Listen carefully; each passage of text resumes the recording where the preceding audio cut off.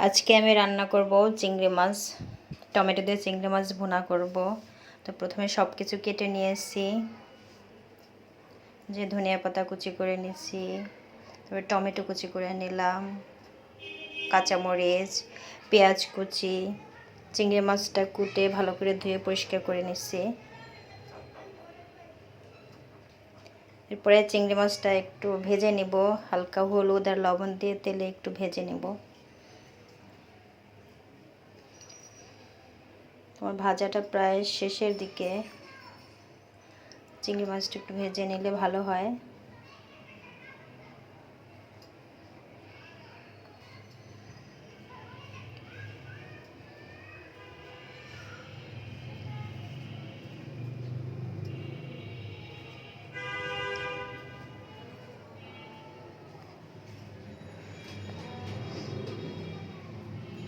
মাছটা ভাজা শেষ, এবার উঠিয়ে নিব।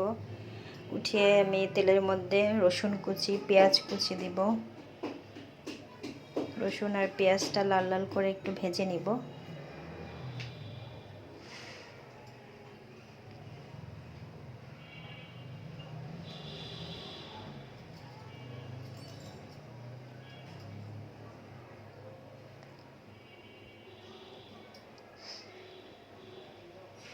আমার পেঁয়াজটা প্রায় ভাজা শেষের দিকে।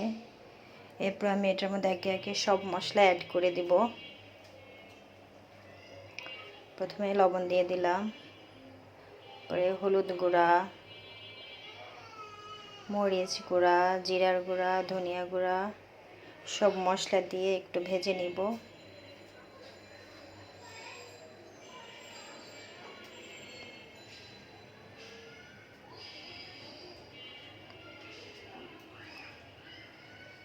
এরপর একটু পানি দিয়ে মশলাটা কষিয়ে নেব।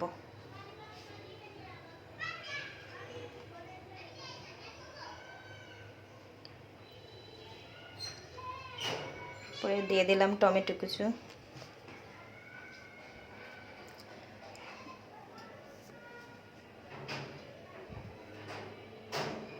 টমেটোটা দিয়ে একটু ভালো করে কষিয়ে নেব।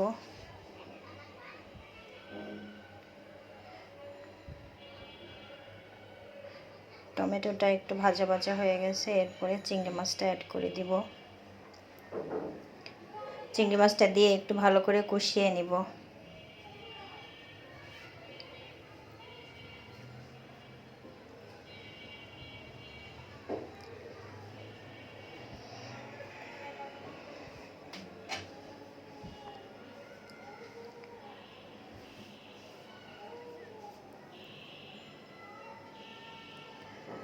চিংড়ি মাছটা কষানো শেষ, এরপর এর মধ্যে একটু পানি দিয়ে দিলাম।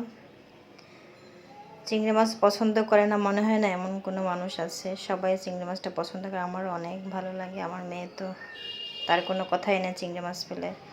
তো মাছটা একদম শেষের দিকে, এরপরে ধনিয়া পাতা, কাঁচামরিচ অ্যাড করে দিলাম একটু ফ্লেভারের জন্য। রান্নাটা প্রায় শেষের দিকে। তো ভিডিওটি যদি ভালো লেগে থাকে সুন্দর সুন্দর কমেন্টস করবেন, লাইক করবেন এবং ভিডিওটি শেয়ার করে দিবেন। Thanks for watching.